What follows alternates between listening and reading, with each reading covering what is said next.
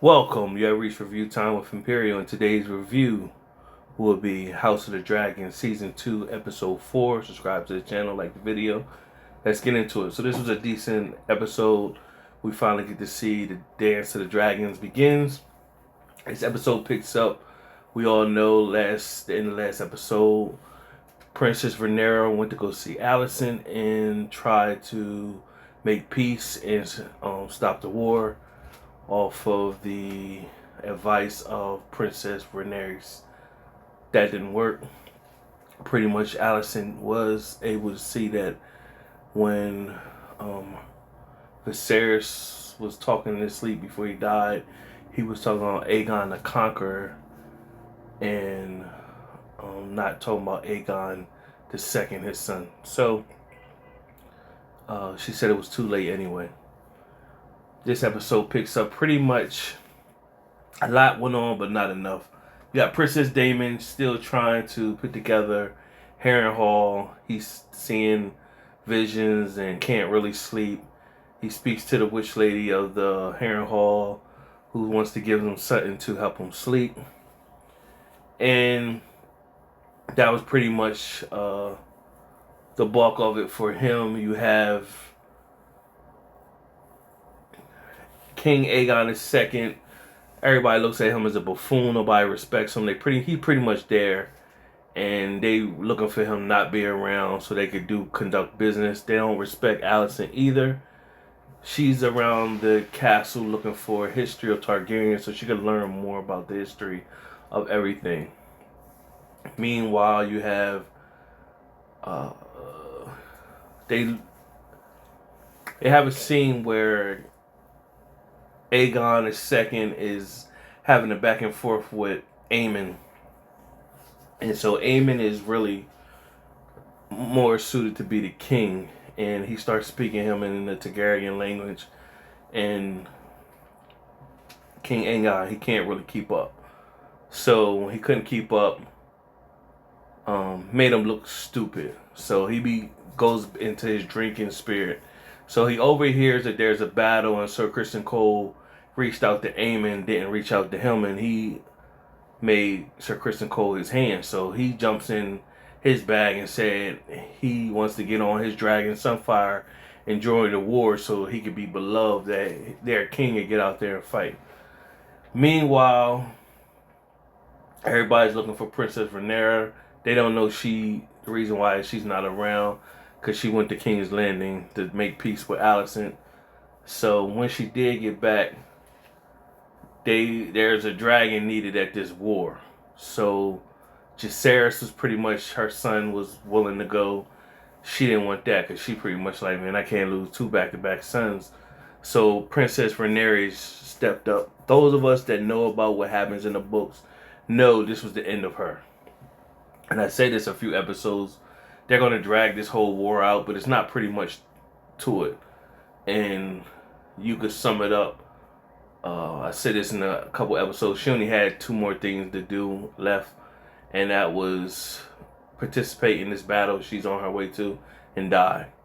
And that's exactly what happened. So before she left, she did acknowledge Alan, who's a character on there, which is the bastard son of Corlys. And she told Corlys, you need to acknowledge him for what he is. And him and Rhaenyra had a little back and forth, and that was pretty much the end of them, because she goes off to join the battle. Did I miss anything else? By Prince Daemon taking over Harrenhal, they looked at the clubfoot, like, how did you were supposed to you as the heir to that kingdom, why you let him take it over and everything. And pretty much he's just like, I don't care, because I took all the money out of that kingdom, so what he's going to do with no money? Of course we know Prince Daemon has a dragon, so he's going to start forcing people to get on board with him. So trying to think if I cover everything else. Wasn't much to this episode. It's a lot of back and forth little scenes. Then you get to the big battle. So The plan is for Sir Kristen Cole. Oh, before I get to that, Allison took like pretty much the potion that if she was pregnant, it goes in and kill whatever inside of her, and she flushed it out. So that she thinking she could have been pregnant with Sir Kristen Cole's baby, pretty much. So that's what happened with Allison. So nevertheless, fast forward to the battle. The battle was pretty much because they needed a dragon. They thought looking for Rhaenyra to come through with her dragon. The plan is when she comes through her dragon, Aemon with his big Vagar dragon was supposed to be waiting in the wings under tree bushes and everything like that, and then come up out of nowhere and kill Rhaenyra and her dragon. So what happens is while they're sitting waiting, a dragon comes, but it's Sunfire. It's Sunfire with King Aegon II. He comes in with his dragon, and then Sir Kristen Cole looking at him, realizing who it is, and looking like this damn fool.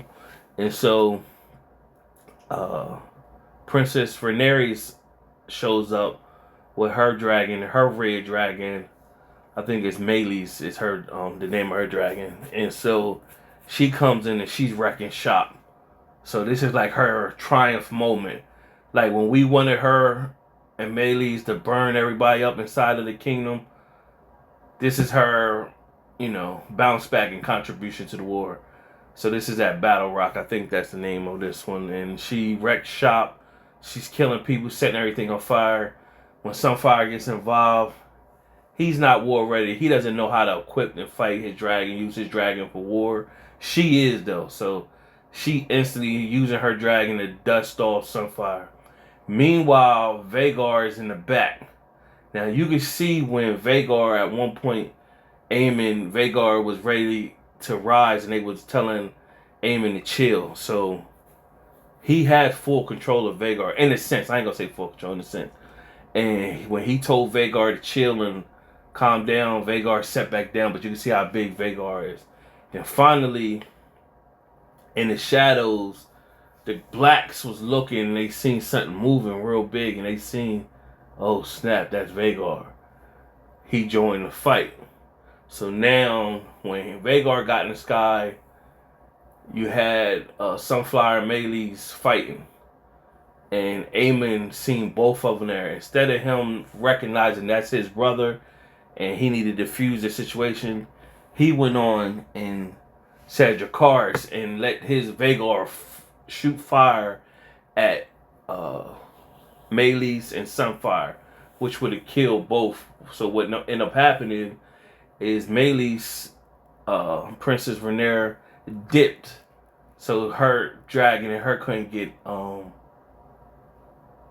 up, but it hit Sunfire, and instantly Sunfire fell through the sky, wings burned down and everything, fell through the sky. So you thinking that's the end of Aegon II.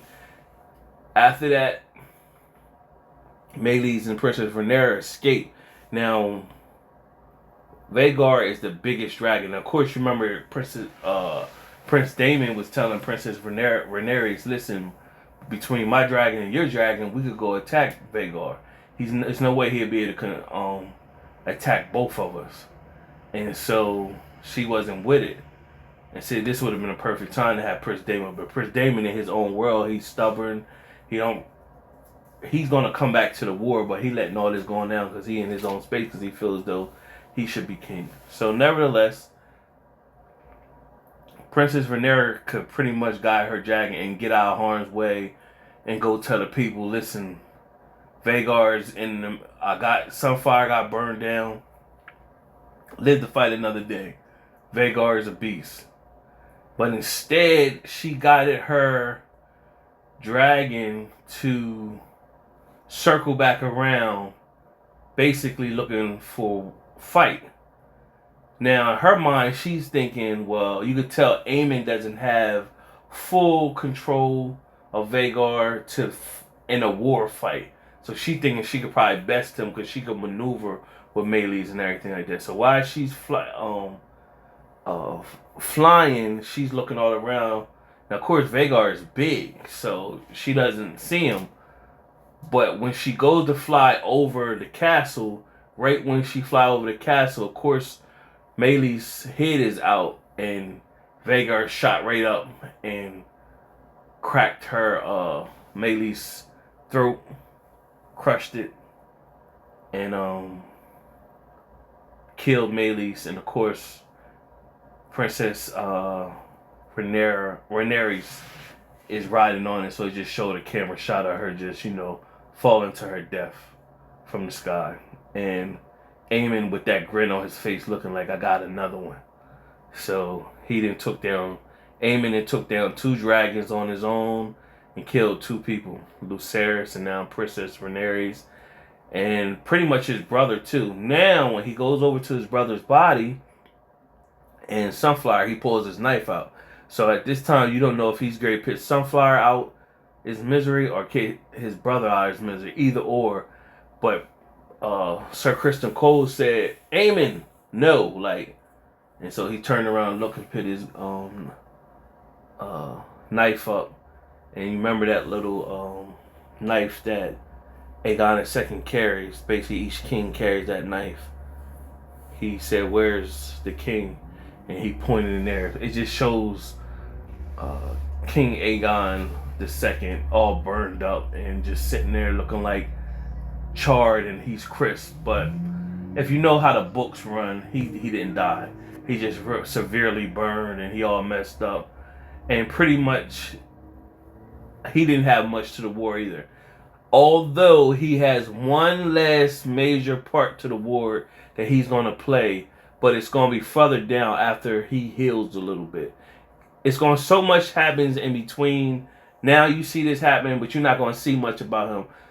But he's still alive, but he's all burnt, messed up, and the people don't get to see that. But so you're going to kind of forget about him, and then he's going to play a significant role. He's going to come back because you kind of forget about him in a sense, and then he come back and play a significant role because nobody's thinking about him. So he uses his dragon at, down the road to do something. That happened. That was pretty much the end of the episode. So the next episode we'll see the Team Black mourn the death of Princess Rhaenyra, and the clip shows that Team Green cut the head off of Maylee's and bringing the head of the red dragon back, so everybody can see King Aegon II to take credit, but the people know that Aemon was the real reason. So you start seeing them chant that. Other than that, decent episode. Subscribe to the channel, like the video. Till next time.